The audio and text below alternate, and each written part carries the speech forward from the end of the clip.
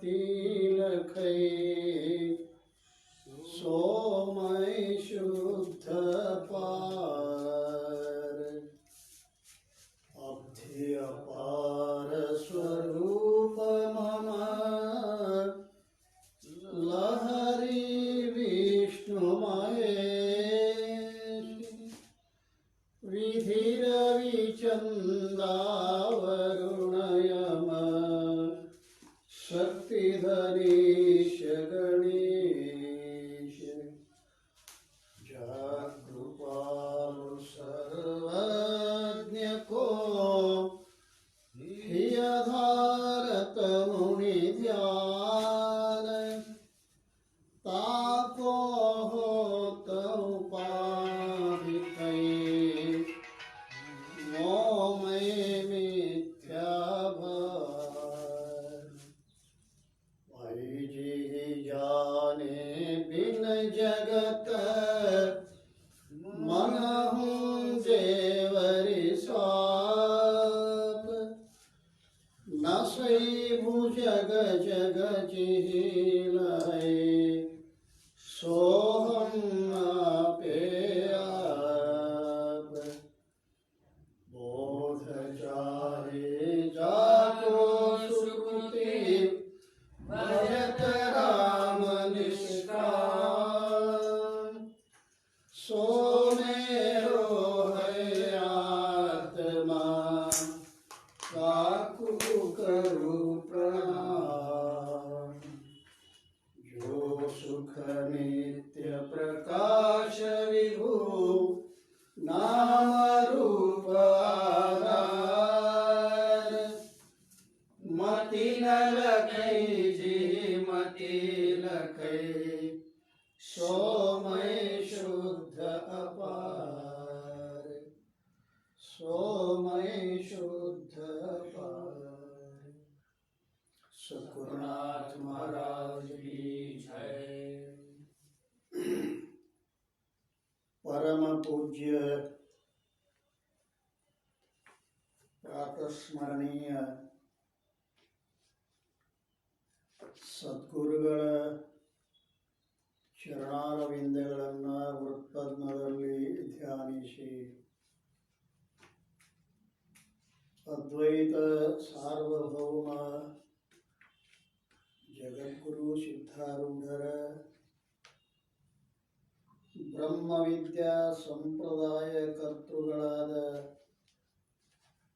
ಸಮಸ್ತ ಋಷಿ ಮುನಿ ಸಂತ ಶರಣರ ಚರಣಾರವಿಂದಗಳಲ್ಲಿ ಅಭಿವಂದಿಸಿ ಗ್ರಂಥಕರ್ತರಾದ ಪರಮ ಪೂಜ್ಯ ಸಾಧು ನಿಶ್ಚಲದಾಸಿಯವರ ಪಾವನ ಪಾದಾರವಿಂದಗಳಲ್ಲಿ ಹಣೆ ಮನೆದು ಆತ್ಮೀಯರೇ, ಪ್ರಸ್ತುತ ಚಿಂತನದ ವಿಷಯ ಶ್ರೀ ವಿಚಾರ ಸಾಗರ. ವಿಚಾರ ಸಾಗರದ 1ನೇ ತರಂಗದಲ್ಲಿ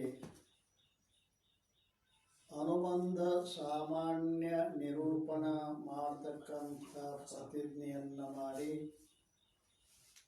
ಆ ಅನುಬಂಧಗಳಲ್ಲಿ ಮೊದಲನೇದಾಗಿರ್ತಕ್ಕಂಥ ಅಧಿಕಾರಿಯ ವರ್ಣನ ಹೇಳತಕ್ಕಂಥ ಪ್ರಸಂಗದಲ್ಲಿ 8 ಅಂತರಂಗ ಸಾಧನಗಳು, ವಿವೇಕಾದಿಗಳು 4, ಶ್ರವಣಾದಿಗಳು 4 ಸೇರಿ 8 ಅಂತರಂಗ ಸಾಧನಗಳು ಅಂತ ಹೇಳಿ, ಕರ್ಮಾದಿಗಳು ಬಹಿರಂಗ ಸಾಧನ ಅಂತ ಹೇಳಿಕೊಂಡು ಬಂದು, ವಿವೇಕಾದಿಗಳು ಜ್ಞಾನದ ಅಧಿಕಾರಿಯಲ್ಲಿ ಸಂಭವಿಸುತ್ತವೆ.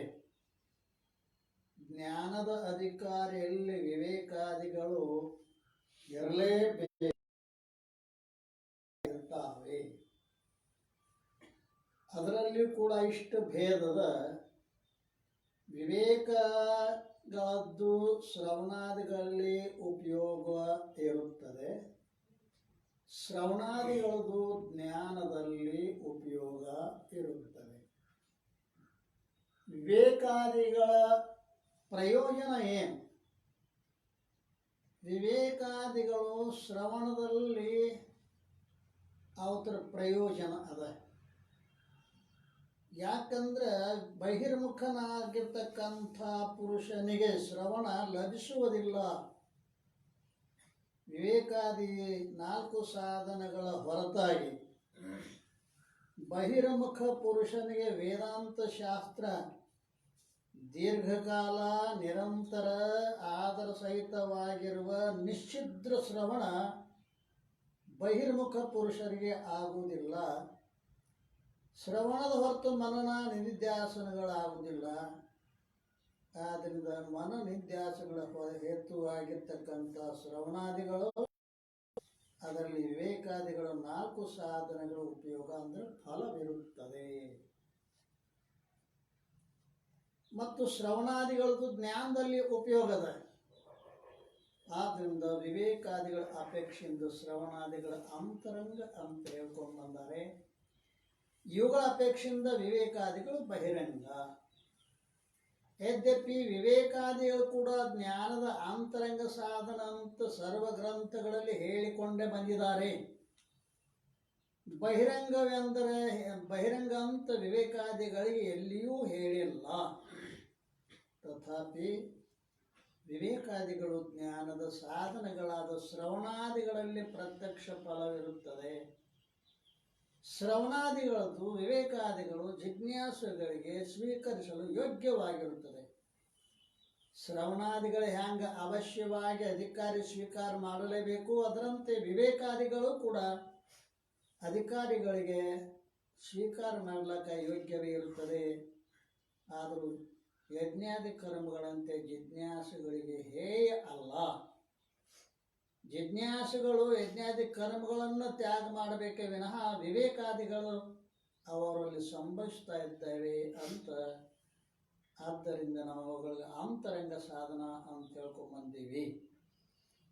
ಈಗ 18ನೇ ವಿಷಯಾಂಕಕ್ಕೆ ಬಂದೀವಿ ನಾವು. 18ನೇ ವಿಷಯಾಂಕದಲ್ಲಿ ಹೇಳ್ತಕ್ಕಂಥದ್ದೇನು? ಜ್ಞಾನದ ಮುಖ್ಯ ಅಂತರಂಗ ಸಾಧನ ಮಹಾವಾಕ್ಯ. ಶ್ರವಣ ಮನ ನಿಧ್ಯಾಸನ ಲಕ್ಷಣ. ಜ್ಞಾನಕ್ಕೆ ಮುಖ್ಯ ಅಂತರಂಗ ಸಾಧನ ಯಾವುದು ಅಂದ್ರೆ ಮಹಾವಾಕ್ಯ. ವೇದಗಳಲ್ಲಿ ಅವಾಂತರ ವಾಕ್ಯವೆಂತಲೂ ಮಹಾವಾಕ್ಯವೆಂತಲೂ 2 ಪ್ರಕಾರದ ವಾಕ್ಯಗಳನ್ನು ಹೇಳಿಕೊಂಡು ಬಂದಿದ್ದಾರೆ. ಮಹಾವಾಕ್ಯದಲ್ಲಿ ಅಂದ್ರೆ ಅವಾಂತರ ವಾಕ್ಯ ಅಂತ ಅಂದ್ರೆ ಕೇವಲ ಬ್ರಹ್ಮವನ್ನ ವರ್ಣನೆ ಮಾಡ್ತಿರ್ಬೇಕು ಅಥವಾ ಕೇವಲ ಜೀವನನ ಲಕ್ಷಣ ಹೇಳ್ತಿರ್ಬೇಕು. ಅವುಗಳಿಗೆ ಅವಾಂತರ ವಾಕ್ಯ ಅಂತ. ಕೇವಲ ಬ್ರಹ್ಮದ ಸ್ತುತಿ ಮಾಡ್ತಕ್ಕಂಥದ್ದು. ಸತ್ಯಂ ಜ್ಞಾನಂ ಅನಂತಂ ಬ್ರಹ್ಮ, ಇದು ಕೇವಲ ಬ್ರಹ್ಮದ ವರ್ಣನೆ ಮಾಡ್ತದ. ಇದು ಅವಾಂತರ ವಾಕ್ಯ. ಏಷ ಹೃದ್ಯಂತರ್ ಜ್ಯೋತಿ ಪುರುಷಃ, ಈ ಹೃದಯ ದೇಶದಲ್ಲಿ ಜ್ಯೋತಿ ಪುರುಷನು ಇರುತ್ತಾನೆ. ಇದು ಕೇವಲ ಜೀವನನ್ನು ಬೋಧ ಮಾಡ್ತಕ್ಕಂಥ ಅವಾಂತರ ವಾಕ್ಯದ. ಹೀಗೆ ಮಹಾವಾಕ್ಯದಲ್ಲಿ ಅವಾಂತರ ವಾಕ್ಯ ಮಹಾವಾಕ್ಯ. ಮಹಾವಾಕ್ಯ ವೇದಗಳಲ್ಲಿ ಮಹಾವಾಕ್ಯ ಅಂದ್ರೆ ಅದಕ್ಕಂತಾರೆ ಜೀವ ಬ್ರಹ್ಮರ ಅಭೇದವನ್ನು ಹೇಳ್ತಕ್ಕಂಥ ವಾಕ್ಯಗಳಿಗೆ ಮಹಾವಾಕ್ಯ ಅಂತ ಹೇಳ್ಕೊಂಡು ಬಂದಿದ್ದಾರೆ. ಅದನ್ನೇ ಇಲ್ಲಿ ಮುಖ್ಯ ಅಂತರಂಗ ಸಾಧನೆ ಯಾವುದು ಜ್ಞಾನಕ್ಕೆ ಅಂತ ಮಹಾವಾಕ್ಯ. ವಿಚಾರದಿಂದ ನೋಡಿದ್ದಾದರೆ ಜ್ಞಾನದ ಮುಖ್ಯ ಅಂತರಂಗ ಸಾಧನವು ತತ್ವಮಸಿ ಮೊದಲಾದ ಮಹಾವಾಕ್ಯಗಳಿವೆ ಹೊರತು ಶ್ರವಣಾದಿಗಳು ಅಲ್ಲ. ವಿಚಾರ ಮಾಡಿ ನೋಡಿದ್ದಾದ್ರೆ ಜ್ಞಾನಕ್ಕೆ ಅಂತರಂಗ ಸಾಧನ ಯಾವುದು ಅಂತ ತತ್ವಮಸಿ ಮೊದಲಾದ ಮಹಾವಾಕ್ಯದ. ಶ್ರವಣಾದಿಗಳು ಅಂತರಂಗ ಸಾಧನ ಅತ್ಯಂತ ಮುಖ್ಯ ಅಂತರಂಗ ಸಾಧನ ಅಲ್ಲ. ಏಕೆಂದರೆ ಯುಕ್ತಿಯಿಂದ ವೇದಾಂತ ವಾಕ್ಯಗಳ ತಾತ್ಪರ್ಯ ನಿಶ್ಚಯಕ್ಕೆ ಶ್ರವಣವೆನ್ನುತ್ತಾರೆ. ಶ್ರವಣ ಅಂದ್ರೆ ಏನು? ಯಾವುದಕ್ಕೆ ಶ್ರವಣ ಅನ್ನಬೇಕು ಅಂತ ಕೇಳ ಯುಕ್ತಿಯಿಂದ ವೇದಾಂತ ವಾಕ್ಯಗಳ ತಾತ್ಪರ್ಯ ನಿಶ್ಚಯಕ್ಕೆ ಶ್ರವಣವೆನ್ನುತ್ತಾರೆ. ಯುಕ್ತಿಯಿಂದ ಅರ್ಥಾವಧಾರಣಂ ಯುಕ್ತಿ. ಯುಕ್ತಿ ಅಂದ್ರೇನು? ಅರ್ಥಾವಧಾರಣಂ ಯುಕ್ತಿ, ಅರ್ಥವನ್ನ ತಿಳಿಸಿಕೊಡುವ ತರ್ಕ, ಅದಕ್ಕೆ ಯುಕ್ತಿ ಅಂತ ಕರೀತಾರೆ. ಅರ್ಥವನ್ನು ತಾತ್ಪರ್ಯವನ್ನು ತಿಳಿಸಿಕೊಡ್ಬೇಕದು. ಶಬ್ದಾರ್ಥ ಬೇರೆ, ತಾತ್ಪರ್ಯ ಅರ್ಥ ಬೇರೆ ಇರ್ತದೆ. ಶಬ್ದದ ಅರ್ಥ ತಾತ್ಪರ್ಯ ಅರ್ಥ.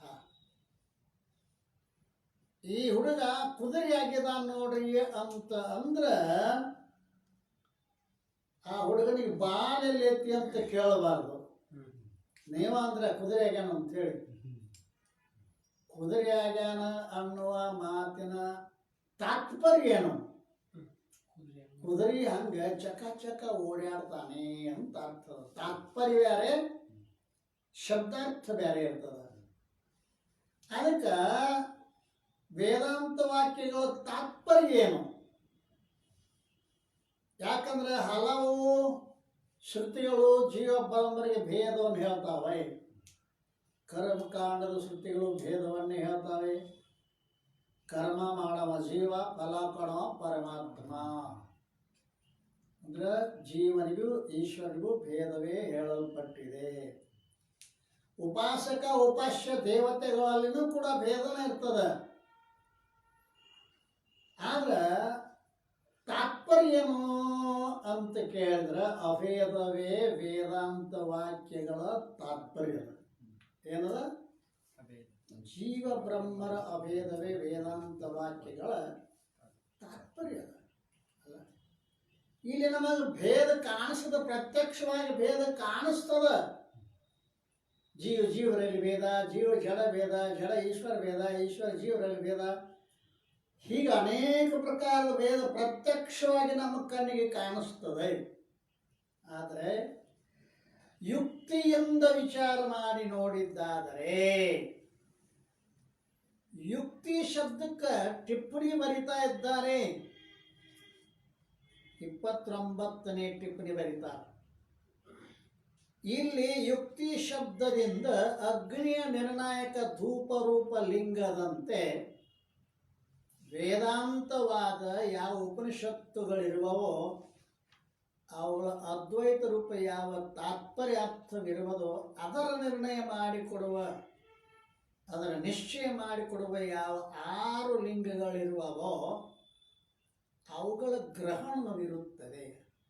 ನಾವಿಲ್ಲಿ ಯುಕ್ತಿ ಅಂತ ಪದ ಪ್ರಯೋಗ ಮಾಡಿದ್ದೇವೆ. ಯುಕ್ತಿಯಿಂದ ವೇದಾಂತ ವಾಕ್ಯಗಳ ತಾತ್ಪರ್ಯ ನಿರ್ಣಯ ಅಂತ ನಾವೇನೋ ಇಲ್ಲಿ ಯುಕ್ತಿ ಶಬ್ದ ಏನು ಹೇಳೇವಲ್ಲ. ಈ ಯುಕ್ತಿ ಶಬ್ದ ಏನು ಹೇಳ್ತದ ಅಂತ ಕೇಳಿದ್ರೆ, ಅಗ್ನಿಯ ನಿರ್ಣಾಯಕ ಧೂಮ ರೂಪ ಲಿಂಗದಂತೆ ಪರ್ವತದಾಗ ಹೊಗೆ ಕಾಣಿಸಾಕತ್ಯದ. ಪರ್ವತ ದೂರದ, ಅಲ್ಲಿ ಹೊಗೆ ಕಾಣಿಸ್ಲಾಕತ್ಯದ. ಹೊಗೆ ನೋಡಿ ನೀವು ಏನಂತೀರಿ? ಪರ್ವತದೊಳಗೆ ಅಗ್ನಿ ಐತಿ ಅಂತೀರಿ. ಅಗ್ನಿ ಅದು ಗುಪ್ತವಾಗಿ ಸುಪ್ತವಾಗಿದೆ, ಪ್ರತ್ಯಕ್ಷವಾಗಿಲ್ಲ ಅಗ್ನಿ.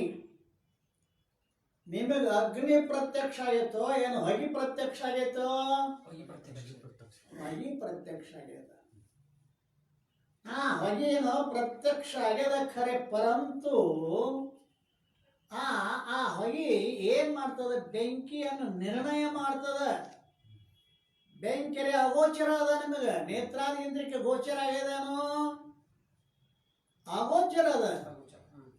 ಅಗೋಚರವಾದ ಅಗ್ನಿಯ ನಿರ್ಣಯ ಎದರ ಮ್ಯಾಗಿಂದ ಆತ್ ನಿಮಗ? ಧೂಮ ರೂಪಲಿಂಗ, ಹೊಗೆಯಿಂದ. ಯತ್ರ ಯತ್ರ ಧೂಮ ತತ್ರ ತತ್ರ ವಹ್ನಿ. ಎಲ್ಲೆಲ್ಲಿ ಹೊಗೆ ಇರುತ್ತದೆಯೋ ಅಲ್ಲಿ ಅವಶ್ಯವಾಗಿ ಬೆಂಕಿ ಇರುತ್ತದೆ ಅನ್ನುವಂತಹ ನಿಯಮದಿಂದ ಆ ಅಗ್ನಿ ಅದು ಏನಾಗ್ಯದ ಅಂತ ಕೇಳ ಅಗೋಚರ ಅದ. ಅಗೋಚರವಾದ ಅಗ್ನಿಯ ನಿರ್ಣಯಕ ಯಾವುದು? ಧೂಮ. ಅದಕ್ಕೆ ಲಿಂಗ ಅಂತ ಕರೀತಾರೆ. ಲಿಂಗ ಅಂದ್ರೆ ಚಿಹ್ನ. ಇಲ್ಲಿ ಅರ್ಥ ಏನೋ? ಲಿಂಗ ಇಲ್ಲಿ ಚಿಹ್ನ. ಆ ಚಿಹ್ನವನ್ನ ನೋಡಿ ಬೆಂಕಿ ನಿರ್ಣಯ ಮಾಡ್ತೀರಿ ನೀವು. ಅದರಂತೆ ವೇದಾಂತವಾದ ಯಾವ ಉಪನಿಷತ್ತುಗಳದಾವು ಅವುಗಳ ಅದ್ವೈತ ರೂಪ ತಾತ್ಪರ್ಯಾರ್ಥ ಅಲ್ರಿ. ಆ ಲಿಂಗಗಳು ಏನ್ ನಿರ್ಣಯ ಮಾಡ್ತಾವಪ್ಪ ಅಂತ ಉಪನಿಷತ್ತುಗಳು ಹೇಳ್ತಕ್ಕಂಥ ಆ ಉಪನಿಷತ್ತು ತಾತ್ಪರ್ಯ ಅದು ಅಗೋಚರದ. ಉಪನಿಷತ್ತುಗಳ ತಾತ್ಪರ್ಯನೋ ಜೀವ ಬ್ರಹ್ಮರ ಅಭೇದ ಅಂತಕ್ಕಂಥ ನಾ ಹೇಳುದು. ಜೀವ ಬ್ರಹ್ಮರ ಅಭೇದ ಅಗೋಚರದ. ಪರ್ವತದೊಳಗ ಅಗ್ನಿ ಅಗೋಚರದ. ಅಗೋಚರ ಇದ್ರು ಕೂಡ ನಿಮ್ಮದು ಗೋಚರಕ್ಕೆ ಬಂದದ್ದು ಯಾವುದರಿಂದ? ಹೊಗೆಯಿಂದ. ಹೊಗೆ ಐತಂದ ಬಳಿಕ ಅಲ್ಲಿ ಬೆಂಕಿ ಐತಿ, ಇರ್ಲಿಕ್ಕೆ ಬೇಕು. ಆ ಧೂಮರೂಪ ಲಿಂಗ ನಿಮಗ ಅಗೋಚರವಾದ ಬೆಂಕಿಯ ತಾತ್ಪರ್ಯವನ್ನು ಹೆಂಗ ನಿರ್ಣಯ ಮಾಡ್ತದನೋ ಹಾಗೆ ಈ ಷಡ್ಲಿಂಗಗಳು ಅಂತೇನದಾವಲ್ಲ ಉಪನಿಷತ್ತುಗಳಲ್ಲಿ, ಆ ಷಡ್ಲಿಂಗಗಳು ಏನ್ ಮಾಡ್ತಾವಂದ್ರೆ ಜೀವ ಬ್ರಹ್ಮರ ಅಭೇದ ಅಗೋಚರದ. ಪ್ರತ್ಯಕ್ಷವಾಗಿ ನಮಗೆ ಜೀವ ಬ್ರಹ್ಮರ ಅಭೇದ ಗೊತ್ತಾಗುವುದಿಲ್ಲ, ಕಾಣಿಸುವುದಿಲ್ಲ, ತಿಳಿಯುವುದಿಲ್ಲ. ಪ್ರತ್ಯಕ್ಷವಾಗಿ ಬೆಂಕಿ ನಮಗ ಕಾಣಿಸಿಲ್ಲ, ಅಗೋಚರದ. ಅಗೋಚರ ಇದ್ದಿರ್ತಕ್ಕಂಥ ಬೆಂಕಿಯನ್ನು ಗೋಚರ ಮಾಡಿಕೊಡ್ತಕ್ಕಂಥದ್ದು ಹೆಂಗೆ ಹೋಗಿತ್ತೋ ಜೀವ ಬ್ರಹ್ಮರ ಅಭೇದ ತಾತ್ಪರ್ಯ ಅದು. ಯಾವ ತಾತ್ಪರ್ಯ? ಉಪನಿಷತ್ತುಗಳ ತಾತ್ಪರ್ಯ. ಆ ಜೀವ ಬ್ರಹ್ಮರ ಅಭೇದ ಅಗೋಚರದ. ನಮಗೆ ಕಣ್ಣಿಗೆಲ್ಲ ಭೇದ ಕಾಣಿಸ್ತದ. ಭೇದ ಗೋಚರದ, ಅಭೇದ ಅಗೋಚರದ. ಅಗೋಚರವಾದ ಅಭೇದವನ್ನ ಗೋಚರ ಮಾಡಿಕೊಡ್ತಕ್ಕಂಥವುಗಳು 6 ಲಿಂಗಗಳನ್ನು ನಿಶ್ಚಯ ಮಾಡಿದ್ದಾರೆ.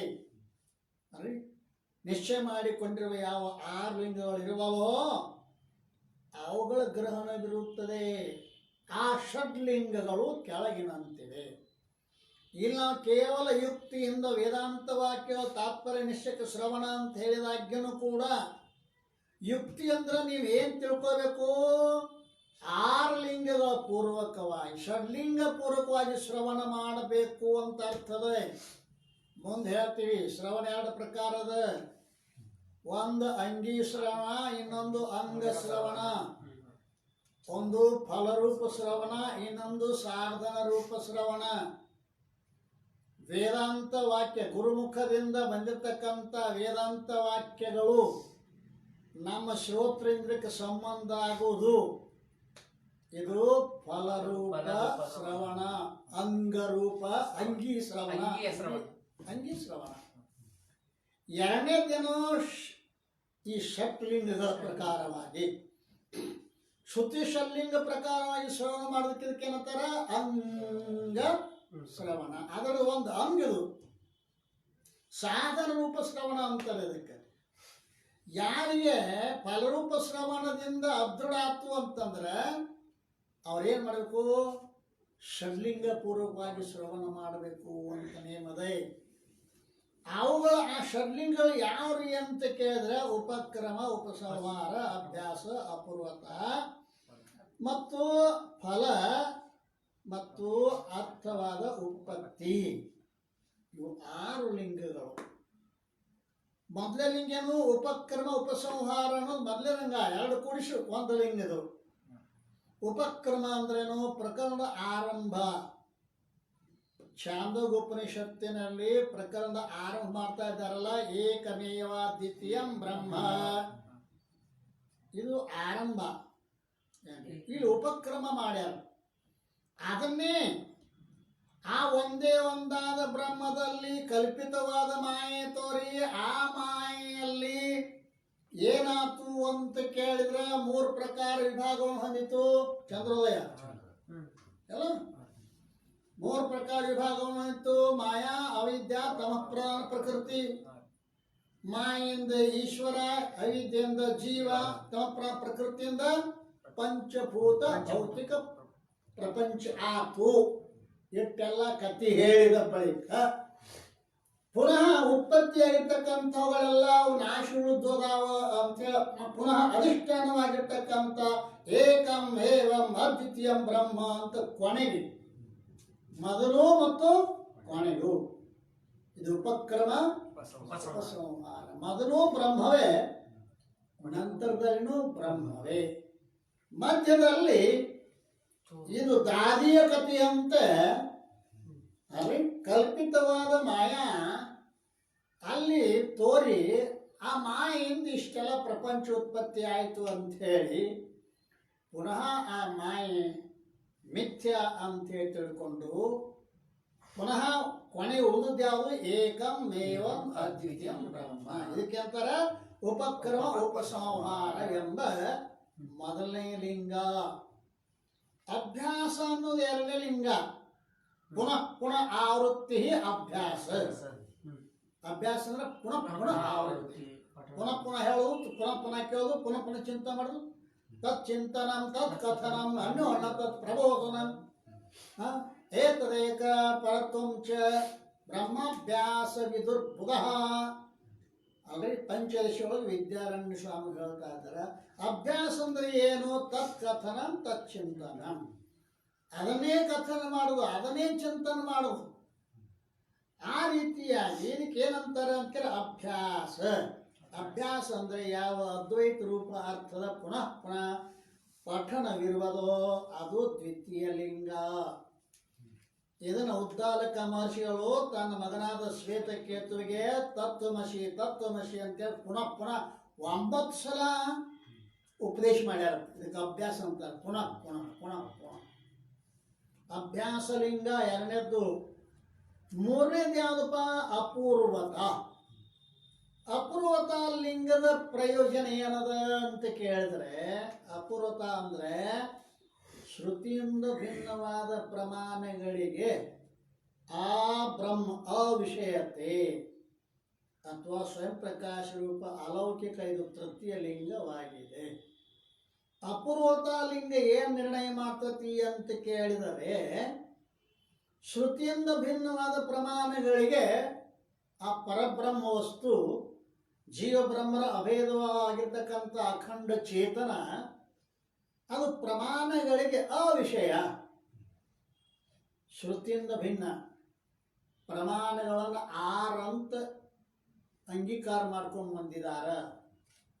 ಪ್ರತ್ಯಕ್ಷ ಪ್ರಮಾಣ, ಅನುಮಾನ ಪ್ರಮಾಣ, ಉಪಮಾನ ಪ್ರಮಾಣ, ಶ್ರುತಿ ಪ್ರಮಾಣ, ಅರ್ಥಪತ್ತಿ ಪ್ರಮಾಣ, ಅನುಪಲಬ್ಧಿ ಪ್ರಮಾಣ.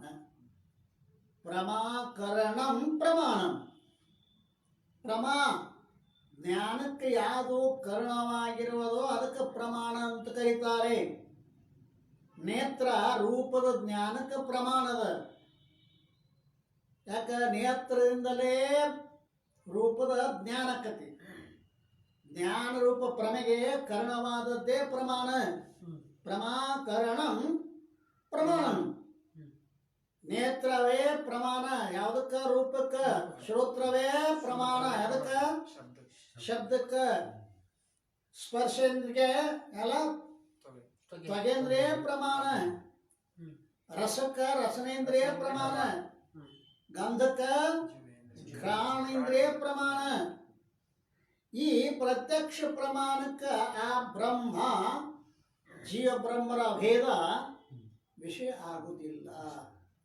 ಯಾಕಾಗುವುದಿಲ್ಲ? ಅಲ್ಲಿ ಶಬ್ದ ಇಲ್ಲ, ಸ್ಪರ್ಶ ಇಲ್ಲ, ರೂಪ ಇಲ್ಲ, ರಸ ಇಲ್ಲ, ಗಂಧ ಇಲ್ಲ. ಅದಕ್ಕೇನು ಬ್ರಹ್ಮದಲ್ಲಿ ಇಲ್ಲ. ಎಲ್ಲಿ ಶಬ್ದ ಸ್ಪರ್ಶ ರೂಪ ರಸಗಂಧಗಳದ ಅಲ್ಲಿ ಪ್ರತ್ಯಕ್ಷ ಪ್ರಮಾಣದ ಪ್ರಯೋಜನದ. ಅಲ್ಲಿ ಶಬ್ದಾದಿಗಳು ಇಲ್ಲ. ಆದ್ದರಿಂದ ಪ್ರತ್ಯಕ್ಷ ಪ್ರಮಾಣಕ್ಕೆ ವಿಷಯ ಅಲ್ಲ. ಎರಡನೇದು ಅನುಮಾನ ಪ್ರಮಾಣ. ಅನುಮಾನ ಪ್ರಮಾಣ ಗೊತ್ತಲ್ಲ, ಇದೇ ಹೇಳಿಲ್ಲ. ಧೂಮ ಅಗ್ನಿ ಉಳ್ಳದ್ದೇ ಈ ಪರ್ವತ. ಪರ್ವತೋ ವನ್ಹಿಮಾನ್. ಹೇತು ಏನು? ಧೂಮತ್ವಾತ್, ಹೊಗೆ ಇರುವುದರಿಂದ. ಇಲ್ಲಿ ಅನುಮಾನ ಪ್ರಮಾಣದಾಗ ಏನು ಮುಖ್ಯ ಅಂತ ಕೇಳಿದ್ರೆ ಚಿಹ್ನ ಲಿಂಗ ಹೌದಲ್ಲ? ಧೂಮದಿಂದ ಅಗ್ನಿಯ ನಿರ್ಣಯ ಆಗುವಂತೆ ಯಾವುದಾದ್ರೂ ಒಂದು ಚಿಹ್ನೆ ಇತ್ತಂದ್ರೆ ಅನುಮಾನ ಪ್ರಮಾಣ ಅಲ್ಲಿ ಪ್ರವೇಶ ಆಗ್ತದ. ಆ ಬ್ರಹ್ಮದಲ್ಲಿ ಯಾವ ಚಿಹ್ನೆ ಇಲ್ಲ. ಹೊಗಿ ಹೆಂಗ ಪರ್ವತದಲ್ಲಿ ಅಗ್ನಿ ನಿರ್ಣಯ ಮಾಡ್ತದನೋ, ಬ್ರಹ್ಮದ ನಿರ್ಣಯ ಮಾಡಬೇಕಾಗಿತ್ತವ್ರು ಯಾವುದರ ಒಂದು ಚಿಹ್ನ ಅನ್ನುವಂತ ಕ್ಯಾರ ಅರೂಪ, ಅಶಬ್ದ, ಅಸ್ಪರ್ಶ ಅನ್ನೋದ್ರಿಂದ ಅಲ್ಲಿ ಯಾವ ಚಿಹ್ನವೂ ಇಲ್ಲ. ಆದ್ದರಿಂದ ಅನುಮಾನ ಪ್ರಮಾಣಕ್ಕೂ ಬ್ರಹ್ಮ ವಿಷಯ ಆಗುವುದಿಲ್ಲ. ಉಪಮಾನ ಪ್ರಮಾಣ ಗೋ ಸದೃಶ, ಗವಯ ಸದೃಶವಾದ ಗೋ ಇರುತ್ತದೆ. ಒಬ್ಬ ಮನುಷ್ಯ ಗವಯ ಪಶು ಹ್ಯಾಂಗಿರ್ತತಿ ಅಂತ ಕೇಳ, ಗೋವಿನಂತೆ ಇರ್ತದ ಅಂತ ಹೇಳಿದ. ಅವ ಅರಣ್ಯದಾಗ ಹೋದ, ಅಲ್ಲಿ ಗವಯ ಪಶು ಎದುರಿಗೆ ಬಂತು. ಅವ ಹೇಳಿದ ನೆನಪಾತು, ಗೋವಿನಂಗನೇ ಗವಯ ಇರ್ತತಿ ಅಂತ ಹೇಳಿದಲ್ಲ. ಆ ಗೋವನ್ನು ನೋಡಿದ್ದ, ಆ ಗೋವಿನ ಸದೃಶವಾಗಿ ಗವಯ ಐತಿ. ಸದೃಶ ಜ್ಞಾನ ಜನ್ಯ ಜ್ಞಾನಂ ಇದೇನು ಉಪಮಾನ, ಉಪಮಿತಿ ಪ್ರಮಾಣ ಅಂತ. ಉಪಮಾನ ಪ್ರಮಾಣದಿಂದ ಉಪಮಿತಿ ಪ್ರಮಾಣ ಅಂತದ. ಹಂಗ ಉಪಮಾನ ಎರಡಿರಲ್ಲ, ಎರಡಿದ್ರೆ ಉಪಮಾನ. ಉಪಮಾನ ಆಗ್ಬೇಕಾದ್ರೆ ಎರಡು ಬೇಕು. ಒಂದು ಉಪಮಾನ, ಒಂದು ಉಪಮಿತಿ, ಎರಡು ಬೇಕಿಲ್ಲ. ಅಲ್ಲಿ ಗೋವು ಮತ್ತು ಗವಯ ಎರಡು ಅದಾವ. ಬ್ರಹ್ಮದಲ್ಲಿ ಇನ್ನೊಂದು ಏನಾದ್ರು ಸಾದೃಶ್ಯ ಐತೇನೋ ಇಲ್ಲ. ಆದ್ದರಿಂದ ಉಪಮಾನ ಪ್ರಮಾಣವು ಕೂಡ ವಿಷಯ ಆಗುವುದಿಲ್ಲ. ಶಬ್ದ ಅಂತೂ ಬಿಟ್ಟಾರ ಅವ್ರು, ಶಬ್ದಕ್ಕೆ ಭಿನ್ನವಾಗಿ. ಅರ್ಥಾಪತ್ತಿ, ಅರ್ಥದ ಆಪತ್ತಿ, ಅರ್ಥದ ಕಲ್ಪನೆ. ದಪ್ಪದ ದೇವದತ್ತ ಇವು ಹಗಲಿ ಊಟ ಮಾಡುವುದಿಲ್ಲ.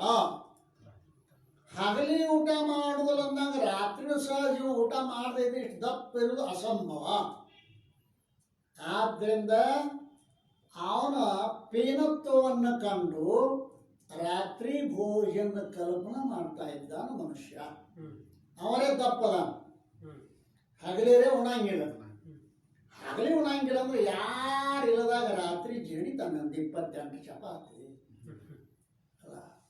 ಹಗಲಿ ಉಣಲಾರ್ದಂಗ ರಾತ್ರಿ ಸರ್ ಉಂಡ ಹೋಗಿದ್ದರೆ ಇಷ್ಟು ದಪ್ಪ ಇರ್ತಿದ್ದಿಲ್ಲ, ಅಸಂಭವ. ಆದ್ದರಿಂದ ಆ ಯಾವ ಪೀನತ್ವವನ್ನು, ದೇವದತ್ತನ ಪೀನತ್ವವನ್ನು ಕಂಡು ರಾತ್ರಿ ಭೋಜನದ ಕಲ್ಪನಾ ಮಾಡುವಂಗ ಇಲ್ಲಿ ಅರ್ಥಪತ್ತಿ ಪ್ರಮಾಣ ಆದರೂ ಕೂಡ ಸಂಭವಿಸ್ತದೆ ಎನ್ನುವಂತ ಕೆಲ ಅಲ್ಲಿ ಏನೂ ಇಲ್ಲ. ಅರ್ಥದ ಕಲ್ಪನಾ ಮಾಡ್ಲಕ್ಕ ಅಲ್ಲಿ ಯಾವುದೂ ಇಲ್ಲ ಅಲ್ಲ. ಪೀನತ್ವ ಇತ್ತು ಅಂತಂದ್ರೆ ರಾತ್ರಿ ಭೋಜನ ಕಲ್ಪನಾ ಮಾಡಬಹುದಾಗಿತ್ತು. ಆದ್ದರಿಂದ ಅರ್ಥಪತ್ತಿ ಪ್ರಮಾಣಕ್ಕೂ ಕೂಡ ವಿಷಯ ಆಗುವುದಿಲ್ಲ. ಅನುಪಲಬ್ಧಿ ಇದು ಅಭಾವವನ್ನು ನಿಶ್ಚಯ ಮಾಡುವುದು. ಅನುಪಲಬ್ಧಿ ಪ್ರಮಾಣ ಏನು ನಿಶ್ಚಯ ಮಾಡ್ತೈತಿ? ಅಭಾವ. ಘಟದ ಅಭಾವವನ್ನು ನಿಶ್ಚಯ ಮಾಡ್ತದೆ ಅನುಪಲಬ್ಧಿ ಪ್ರಮಾಣ. ಇದು ಯಾವಾಗಲೂ ಇರುದದ. ಅಭಾವಲ್ಲ, ಬ್ರಹ್ಮ ಭಾವರೂಪದ. ಭಾವರೂಪ ಇರುವುದರ ಅನುಪಲಬ್ಧಿ ಪ್ರಮಾಣದ್ದು ಕೂಡ ಇಲ್ಲೇ ಉಪಯೋಗ ಇಲ್ಲ.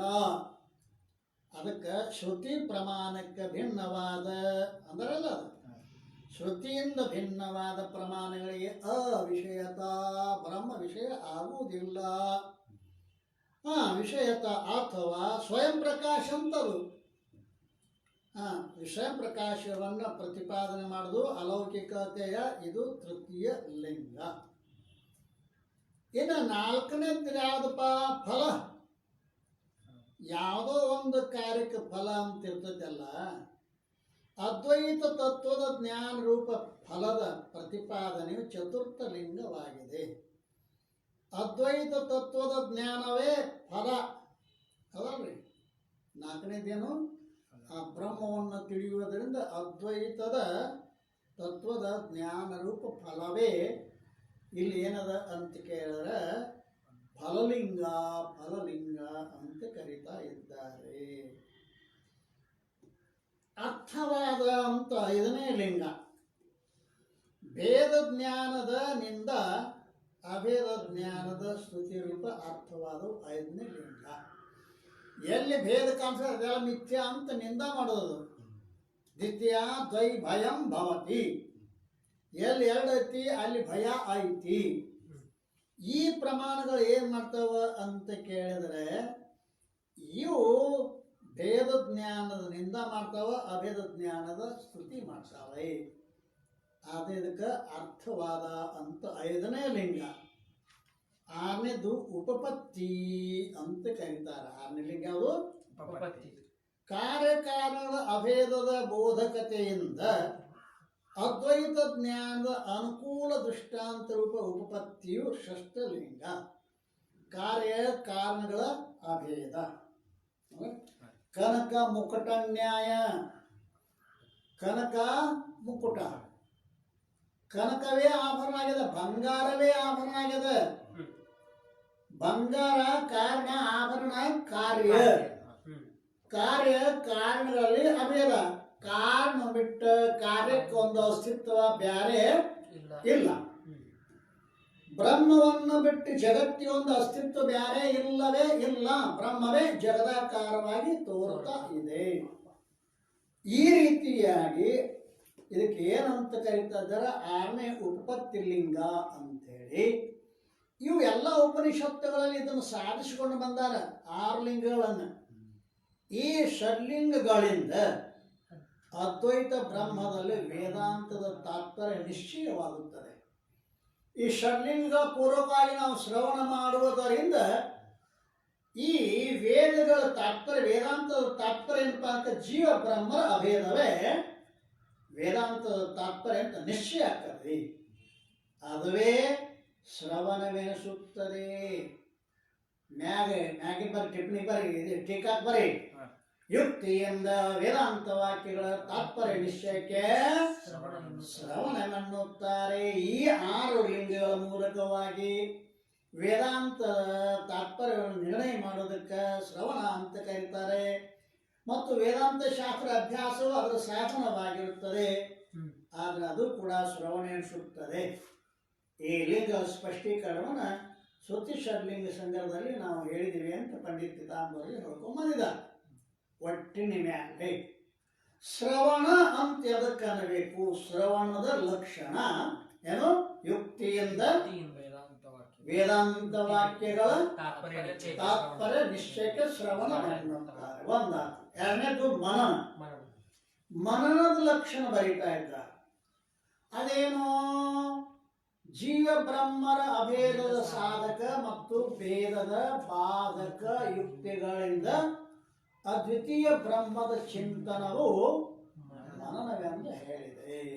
ಮನನ ಪುನಃ ಪುನಃ ಚಿಂತನ, ಮನನ ಅಂತ ಕೂಡ ಅಂತ.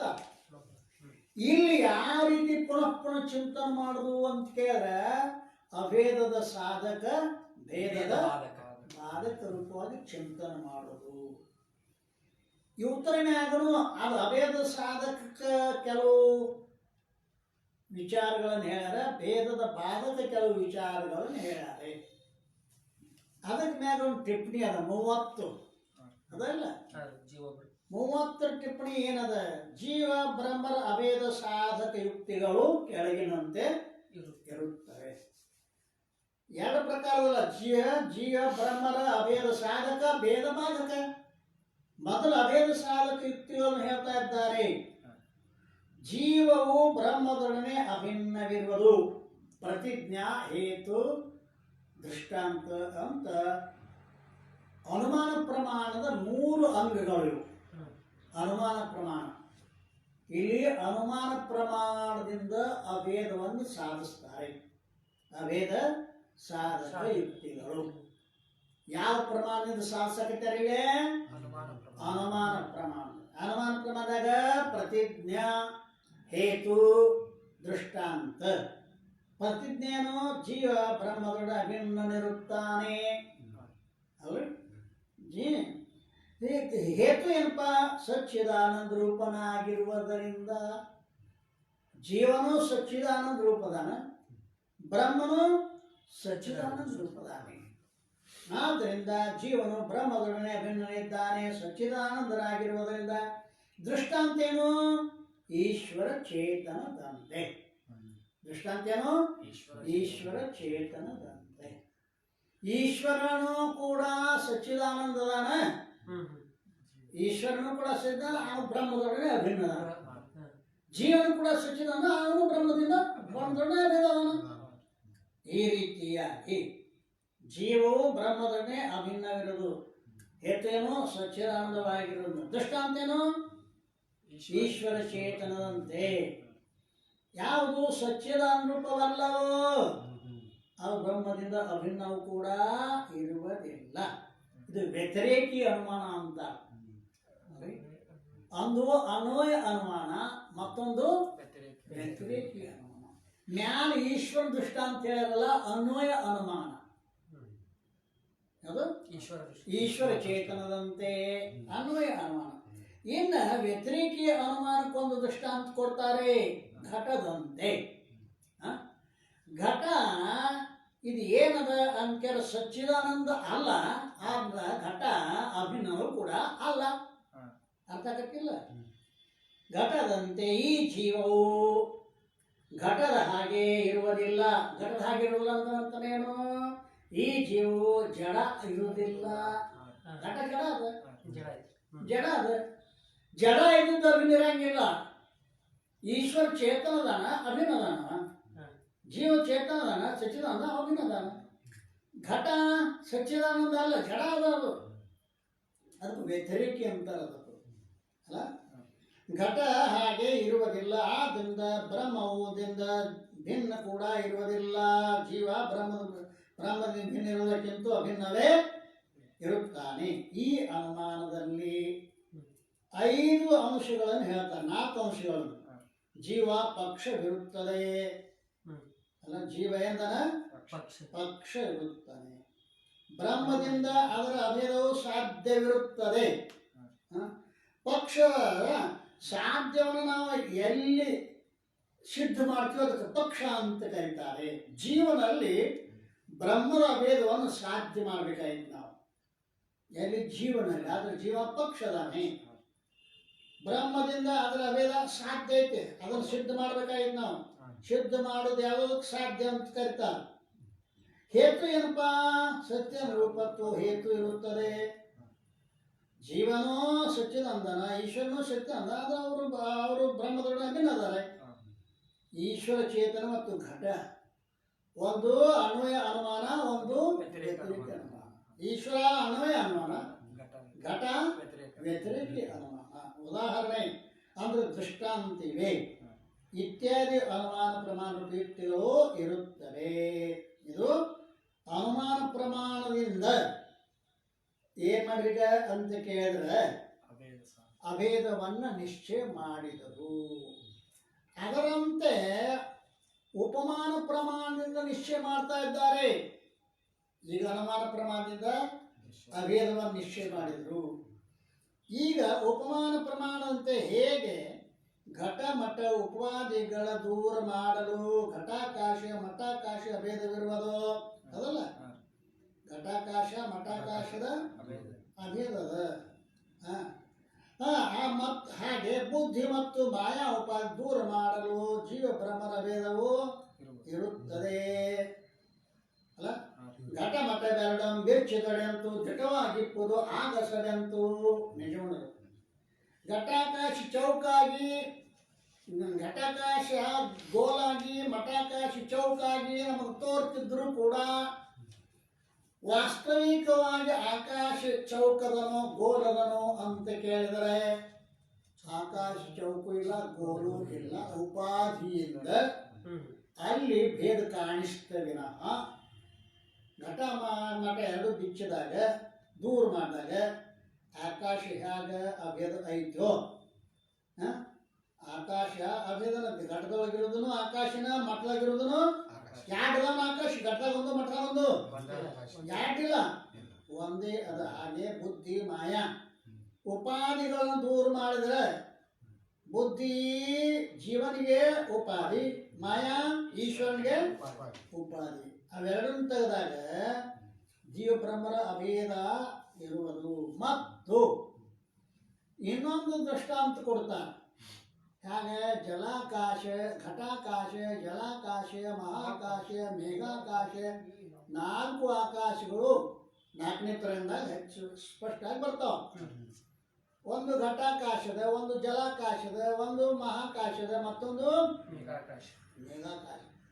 ಉಪಾಧಿ ಭೇದದಿಂದ ಆಕಾಶ 4 ಅದಾವ ಇವು ಅದಲ್ಲ. ಇಲ್ಲಿ ಜಲಾಕಾಶ ಮೇಘಾಕಾಶ ಅಭೇದ ಇರುವುದಿಲ್ಲ. ಜಲಾಕಾಶ ಮೇಘಾಕಾಶ ಘಟ್ಟದೊಳಗಿರೋದು ಜಲಾಕಾಶ. ಘಟ್ಟಕ್ಕೆ ಅವಕಾಶ ಕೊಟ್ಟ ಆಕಾಶ ಒಂದು, ಘಟ್ಟ ಜಲದೊಳಗಿರುವಂತಕ್ಕ ಆಕಾಶ ಒಂದು, 2 ಸೇರಿ ಜಲಾಕಾಶ ಅಲ್ಲ.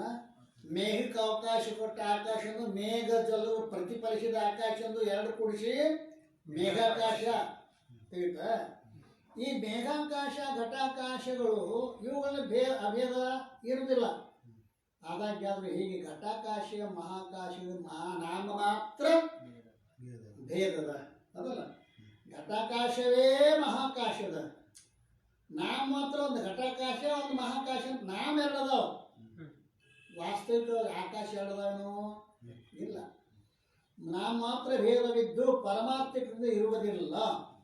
ಪರಮಾರ್ಥದಿಂದ ಘಟಾಕಾಶವೇ ಮಹಾಕಾಶದ. ಹಾಗೆ ಕೂಟಸ್ಥ, ಜೀವ, ಬ್ರಹ್ಮ, ಈಶ್ವರ ಈ 4 ಚೇತನಗಳಿವೆ.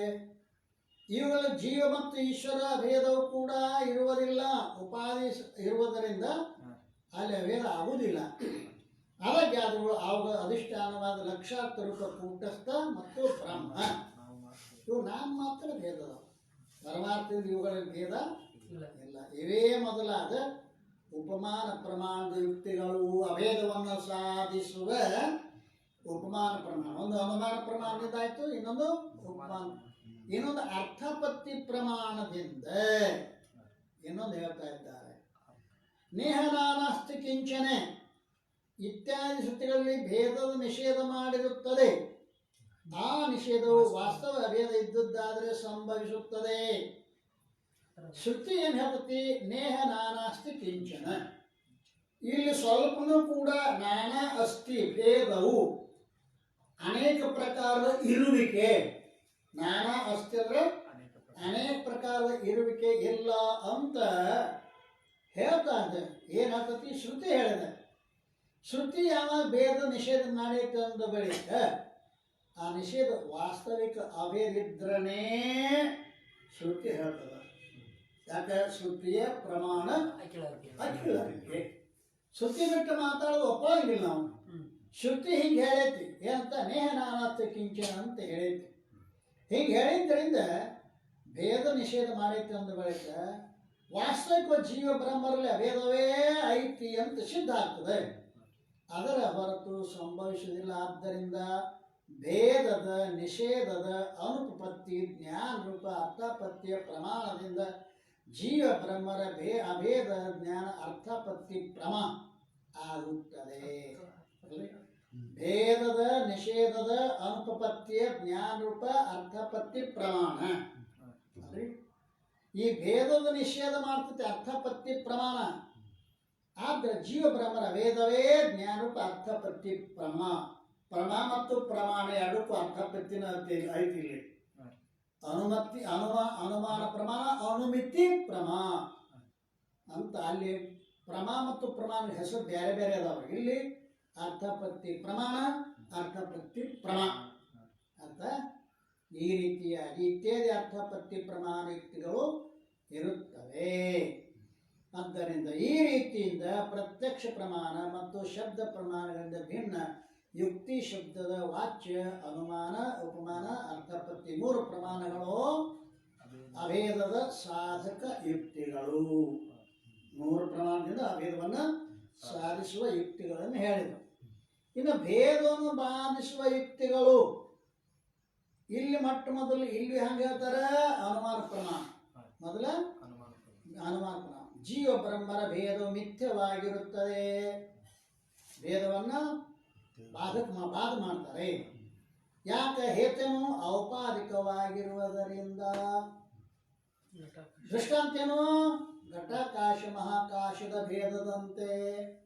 ಘಟಾಕಾಶ ಗೋಲ, ಮಠಾಕಾಶ ಚೌಕ ಅಂತ ನಮಗೇನು ಅನಿಸೈತಲ್ಲ, ಈ ಭೇದ ಉಪಾದಿಯಿಂದ ಬಂದದ್ದದ. ವಾಸ್ತವಿಕವಾಗಿ ಅಲ್ಲಿ ಭೇದ ಇಲ್ಲ. ಯಾವುದು ಮಿಥ್ಯ ಇರುವುದಿಲ್ಲವೋ ಅದು ಔಪಾದಿಕ ಕೂಡ ಇರುವುದಿಲ್ಲ ಅಲ್ಲ. ಯಾವುದು ಮಿಥ್ಯ ಇರುವುದಿಲ್ಲವೋ ಅದು ಔಪಾದಿಕ ಕೂಡ ಇರುವುದಿಲ್ಲ. ಹೇಗೆಂದ್ರೆ ಘಟ ಪಟಗಳ ವ್ಯವಹಾರದಲ್ಲಿ ಭೇದವಿದೆ. ಘಟ ಮತ್ತು ಪಟಗಳಲ್ಲಿ ವ್ಯಾವಹಾರಿಕ ಭೇದದ. ಭೇದ 3 ಪ್ರಕಾರದ. ಭೇದ ಎಷ್ಟು ಪ್ರಕಾರದ? ಔಪಾದಿಕ ಭೇದ ಹೌದಲ್ಲ. ಯಾವ್ದು ಔಪಾದಿಕ ಭೇದ? ಯಾವುದು? ಘಟಾಕಾಶ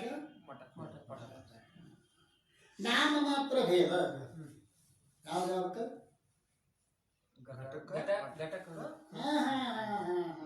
ನಾಮ ಮಾತ್ರ ಭೇದ.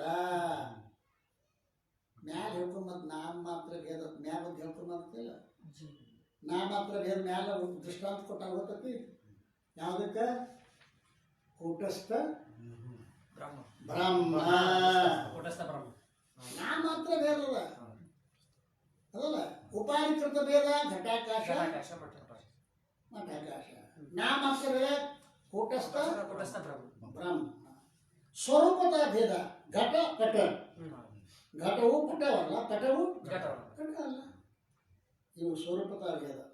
ಈ ಘಟಪಟಗಳು ಸ್ವರೂಪದ ಭೇದವಾಗಿವು.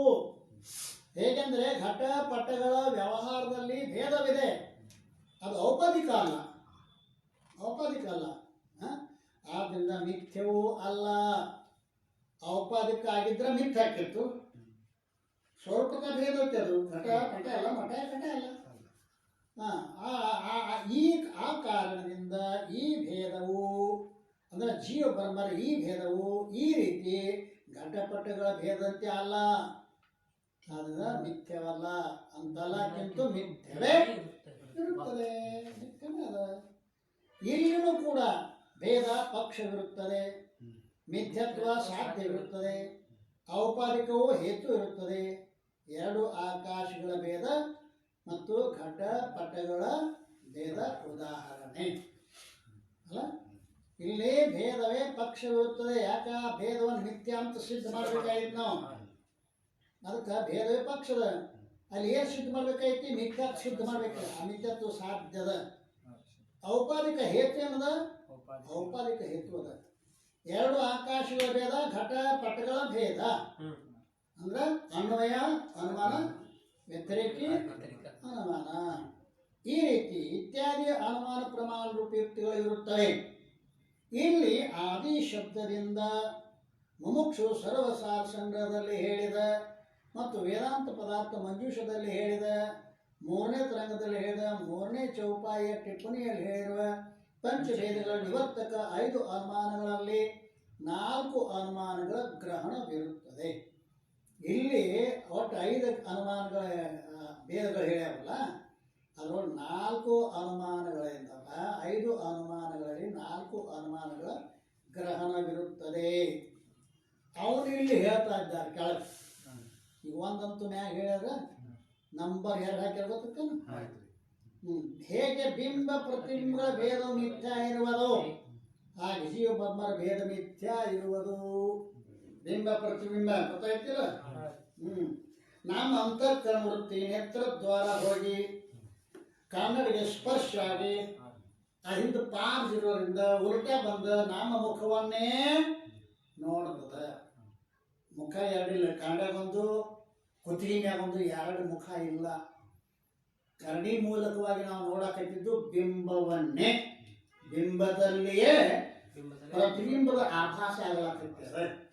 ಇದು ಮಿಥ್ಯ ಅದ. ಬಿಂಬವೇ ಪ್ರತಿಬಿಂಬದ 2 ಇಲ್ಲ. ಹೇಗೆ ಬಿಂಬ ಪ್ರತಿಬಿಂಬದ ಭೇದ ಮಿಥ್ಯ ಇರುವುದೋ ಹಾಗೆ ಜೀವ ಬ್ರಹ್ಮನ ಭೇದ ಮಿಥ್ಯ ಇರುತ್ತದೆ. 2ನೇದ್ದು ಹೇಗೆ ಅನೇಕ ಘಟಾಕಾಶಗಳ ಪರಸ್ಪರ ಭೇದ ಮಿಥ್ಯ ಇರುವುದೋ ಹಾಗೆ ಜೀವರ ಪರಸ್ಪರ ಭೇದವು ಕೂಡ ಹೆಂಗದ ಮಿಥ್ಯ ಅದ. 100 ಘಟಗಳದಾವಂದ್ರೆ ಆಕಾಶ 100 ಇಲ್ಲ. ಆಕಾಶ ಒಂದೇ ಅದ.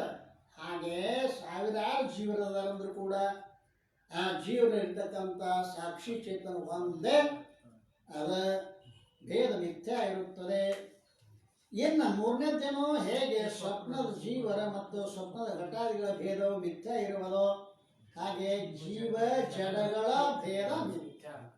ಜೀವ ಜಡಗಳ ಭೇದ ಕಾಣಿಸ್ತಿಲ್ಲ, ಅದು ಮಿಥ್ಯ ಅದ. ಹೆಂಗ ಅಂತಾರೆ? ಸ್ವಪ್ನದ ಜೀವ, ಸ್ವಪ್ನದಲ್ಲಿ ತೋರುವ ಘಟಾದಿಗಳು ಅಲ್ಲ, ಅಲ್ಲಿ ಮನಸ್ಸೇ ಏನಾಗ್ಯದ ಅಂತೇಳಿ ಘಟಾದಿಗಳ ಆಕಾರ ಆಗ್ಯದ ಹೊರತು ಅಲ್ಲಿ ಎರಡು ಇಲ್ಲ. ಹೆಂಗೋ ಸ್ವಪ್ನದ ಜೀವನೇ ಅದ್ರ ಆಕಾರ ಆಗ್ಯಾನ, ಘಟಾಕಾರ ಆಗ್ಯಾನ. ಆದ್ದರಿಂದ ಅಲ್ಲಿ ಹಾಗೆ ಭೇದ ಮಿಥ್ಯ ಅದನೋ ಹಾಗೆ ಜೀವ ಜಡಗಳ ಭೇದನು ಕೂಡ ಮಿಥ್ಯ. ನಾಲ್ಕನೇದು, ಹೇಗೆ ಹಗ್ಗ ಮತ್ತು ಕಲ್ಪಿತ ಸರ್ಪದ ಭೇದ ಮಿಥ್ಯ, ಸಾಕ್ಷಿ ಚೇತನ ಮತ್ತು ಸ್ವಪ್ನ ಪ್ರಪಂಚದ ಭೇದ ಮಿಥ್ಯ ಇರುವುದು, ಹಾಗೆ ಜಡ ಜಗತ್ತು ಮತ್ತು ಈಶ್ವರ ಭೇದವು ಮಿಥ್ಯವಾಗಿರುತ್ತದೆ. ಹಾಗೊಂದು ಹಾವೊಂದು ಎರಡು ಅದಾವೇನಲ್ಲೇ, ಒಮ್ಮೆ ಹಗ್ಗ ತೋರ್ತದ ಮತ್ತೊಮ್ಮೆ ಹಾವು ತೋರ್ತದ, ಆದ್ರೆ ಎರಡು ಇಲ್ಲ, ಒಂದೇ ಅದ. ಎರಡು ಭೇದ ಹೆಂಗೆ ಸುಳ್ಳದನೋ. ಸಾಕ್ಷಿ ಚೇತನ ಮತ್ತು ಸ್ವಪ್ನ, ಸ್ವಪ್ನಲ್ಲಿ ಸಾಕ್ಷಿ ಚೇತನದಲ್ಲಿ ಸ್ವಪ್ನ ಪ್ರತೀತಿ ಆಕೈತಲ್ಲ, ಸ್ವಪ್ನಕ್ಕೆ ಬಿಟ್ಟು ಅದು ಸಾಕ್ಷಿ ಚೇತನ ಬಿಟ್ಟು ಸ್ವಪ್ನ ಪ್ರತ್ಯೇಕವಾಗಿ ಐತೇನಲ್ಲೇ? ಇಲ್ಲ. ಇತ್ತಂದ್ರೆ ಹೊರಗೆದ್ದು ಇರಬೇಕಾಗಿತ್ತು. ಇಲ್ಲ, ಮಿಥ್ಯವಾಗಿರುವುದು. ಹಾಗೆ ಜಡ ಜಗತ್ತ ಈಶ್ವರ ಭೇದ ಇದರ ಮಿಥ್ಯವಾಗಿರುತ್ತದೆ. ಐದನೇದು, ಹೇಗೆ ಹಗ್ಗದಲ್ಲಿ ಕಲ್ಪಿತ ಸರ್ಪ ದಂಡಾದಿಗಳ ಅಥವಾ ಸ್ವಪ್ನ ಪದಾರ್ಥ ಪರಸ್ಪರ ಭೇದ ಮಿಥ್ಯವಾಗಿರುವುದು. ಒಂದೇ ಹಗ್ಗದೊಳಗೆ 10 ಮಂದಿಗೆ 10 ತೋರ್ತಾವ, ದಂಡ ಸರ್ಪ ಹೂಮಾಲೆ ಏನೇನು ತೋರ್ತಾವ. ಅವೆಲ್ಲ ಹೆಂಗೆ ಭೇದ ಸುಳ್ಳದಾವು? ಅಷ್ಟದವನೆಲ್ಲ 10 ಪ್ರಕಾರದವನೂ ಇಲ್ಲ. ಸ್ವಪ್ನದೊಳಗೆ ಪರಸ್ಪರ ಅನೇಕ ಭೇದ ಕಾಣಿಸುತ್ತೆ, ಅವದಾವನೂ ಇಲ್ಲ. ಹಾಗೆಯೇ ಪರಸ್ಪರ ಜಡ ಪದಾರ್ಥಗಳ ಪರಸ್ಪರ ಭೇದವು ಮಿಥ್ಯ ಇತ್ಯಾದಿ ಅನುಮಾನ ಪ್ರಮಾಣರೂಪ ಯುಕ್ತಿಗಳು ಇರುತ್ತವೆ. ಇದು ಏನಾಯ್ತು ಅಂತ ಕೇಳಿದ್ರೆ ಭೇದವನ್ನ ಬಾಧಿಸುವ ಯುಕ್ತಿಗಳನ್ನ ಹೇಳ್ಕೊಂಡು ಬಂದರು. ಇನ್ನ ಮಹಾವಾಕ್ಯದಲ್ಲಿ ಹೇಳು ಜೀವ ಬ್ರಹ್ಮರ ಅಭೇದವು ಇರೋದು, ಅದು ಪ್ರತೀಯಮಾನ ಭೇದದ ನಿತ್ಯತ್ವದ ಹೊರತು ಸಂಭವಿಸುವುದಿಲ್ಲ. ಜೀವ ಬ್ರಹ್ಮರ ಏಕತ್ವದ ಕಲ್ಪನಾ ಮಾಡಬೇಕು. ನಿತ್ಯತ್ವದ ಜೀವ ಬ್ರಹ್ಮರ ನಿತ್ಯತ್ವದ ಕಲ್ಪನಾ ಮಾಡಬೇಕು. ಕಲ್ಪನಾ ಮಾಡೋದ್ರ ಅರ್ಥಪತ್ತಿ ಪ್ರಮಾಣ ಅದಲ್ಲ. ಮೊದಲ ಉಪಮಾನ ಪ್ರಮಾಣ, ಮೊದಲು ಅನುಮಾನ ಪ್ರಮಾಣ ಹೇಳ್ಕೊಂಡ್ಬಂದ್ರು, ಎರಡನೇದು ಉಪಮಾನ ಪ್ರಮಾಣ, ಈಗ ಅರ್ಥಪತ್ತಿ, ಅರ್ಥದ ಆಪತ್ತಿ ಅಲ್ಲ. ಹಗಲು ಉಣ್ಣೋದಿಲ್ಲ ಅನ್ಬೇಕು, ರಾತ್ರಿ ಉಣ್ಣಲೇಬೇಕವ, ಇದು ಅರ್ಥಪತ್ತಿ ಪ್ರಮಾಣ. ಮಹಾವಾಕ್ಯದಲ್ಲಿ ಹೇಳಿರುವ ಯಾವ ಜೀವ ಬ್ರಹ್ಮರ ಅಭೇದವಿರುವುದೋ ಅದು ಪ್ರತೀಯಮಾನ ಭೇದದ ನಿತ್ಯತ್ವದ ಹೊರತು ಸಂಭವಿಸುವುದಿಲ್ಲ. ನಮಗೆ ಪ್ರತ್ಯಕ್ಷ ಭೇದ ಕಾಣಿಸ್ತದ. ಕಾಶಿಪುರ ಮಹಾವಾಕ್ಯದಲ್ಲಿ ಏನು ಹೇಳ್ತಿ? ಜೀವ ಬ್ರಹ್ಮರ ಅಭೇದವೇ ಹೇಳಿದ ಅಲ್ಲ. ಹೇಳಿಕಂದ ಬಳಿಕ ಅದೇನದ ಅಂತಾರ, ಅದು ಮಿಥ್ಯವೇ ಅದ. ಜೀವ ಬ್ರಹ್ಮರ ಮಿಥ್ಯತ್ವದ ಕಲ್ಪನಾ ಮಾಡಬೇಕು, ಜೀವ ಬ್ರಹ್ಮರ ಮಿಥ್ಯವೇ ಅದ ಇತ್ಯಾದಿ ಅರ್ಥಪತ್ತಿ ಪ್ರಮಾಣ ರೂಪ ಯುಕ್ತಿಗಳು ಆಗಿರುತ್ತವೆ. ಇನ್ನು ಅದರಂಗನ ಈ ಹೇಗೆ ಜಾಗೃತ ಸ್ವಪ್ನದ ಉಪಾಧಿಗಳಿರುವುದರಿಂದ ಜೀವ ಬ್ರಹ್ಮರ ಭೇದವು ತೋರುವುದು, ಹಾಗೆ ಸುಸುಪ್ತಿಯಲ್ಲಿ ಉಪಾಧಿಯ ಅಭಾವ ಇರುವುದರಿಂದ ಭೇದವು ತೋರುವುದಿಲ್ಲ. ಅದು ಜೀವ ಬ್ರಹ್ಮರ ಪಾರಮಾರ್ಥಿಕ ಭೇದದ ಅಭಾವ ಇರುವುದು ಈ ರೀತಿ ನಿಶ್ಚಯವಾಗುತ್ತದೆ. ಇದು ಅರ್ಥಪತ್ತಿ ಅನುಪಲಬ್ಧಿ ಪ್ರಮಾಣ. ಅರ್ಥಪತ್ತಿ ಆಗಬೇಕು, ಈಗ ಅನುಪಲಬ್ಧಿ ಅಭಾವದ ನಿಶ್ಚಯ ಮಾಡೋದು. ಯಾವುದರ ಅಭಾವ ನಿಶ್ಚಯ ಮಾಡಿ? ಜಗತ್ತಿನ ಅಭಾವ ನಿಶ್ಚಯ ಮಾಡೋದು. ಜಾಗ್ರ ಸ್ವಪ್ನದಲ್ಲಿ ಉಪಾಧಿಗಳಿರುವ ಜೀವ ಬ್ರಹ್ಮರ ಭೇದ ತೋರ್ತದೆ. ಸುಸುಪ್ತಿಯಲ್ಲಿ ಉಪಾಧಿ ಇಲ್ಲದಿರುವುದರಿಂದ ಭೇದ ತೋರುವುದಿಲ್ಲ. ಆದ್ದರಿಂದ ಜೀವ ಬ್ರಹ್ಮರ ಪಾರಮಾರ್ಥಿಕ ಭೇದದ ಅಭಾವ ಇರುವುದು ಇತ್ಯಾದಿ ಅನುಪಲಬ್ಧಿ ಪ್ರಮಾಣ ಯುಕ್ತಿಗಳಿರುವವು. ಇವೆಲ್ಲವೂ ಭೇದದ ಬಾಧಕ ಯುಕ್ತಿಗಳು ಅಂತ ಭೇದ ಬಾಧಕ ಅಭೇದ ಸಾಧಕ ಯುಕ್ತಿಗಳಿಂದ ಅದ್ವಿತೀಯ ಬ್ರಹ್ಮದ ಚಿಂತನ ಮಾಡುವುದಕ್ಕೆ ಏನಂತಾರೆ? ಮನನ. ಈಗ ನಿಧಿಧ್ಯಾಸ ಲಕ್ಷಣಕ್ಕೆ ಬಂದೀವಿ ನಾವು. ಅನಾತ್ಮಾಕಾರ ವೃತ್ತಿಯ ವ್ಯವಧಾನರಹಿತವಾದ ಬ್ರಹ್ಮಾಕಾರ ವೃತ್ತಿಯ ಸ್ಥಿತಿಯು ನಿಧಿಧ್ಯಾಸನವೆಂದು ಹೇಳಿದೆ. ನಿಧಿಧ್ಯಾಸನ ಪರಿಪಕ್ವ ಅವಸ್ಥೆ ಸಮಾಧಿ ಎಂದು ಹೇಳಿದೆ. ಈಗ ಶ್ರವಣ ಹೇಳಿದಂಗಾತು, ಮನ ಹೇಳಿದಂಗಾತು. ಇನ್ನು ನಿಧಿಧ್ಯಾಸನ ಅನ್ನುವಂಥ ವಿಷಯವನ್ನ ಪುನಃ ನಾಳಿನ ದಿವಸ ಚಿಂತನೆ ಮಾಡೋಣ. सद्गुरुनाथ महाराज की जय।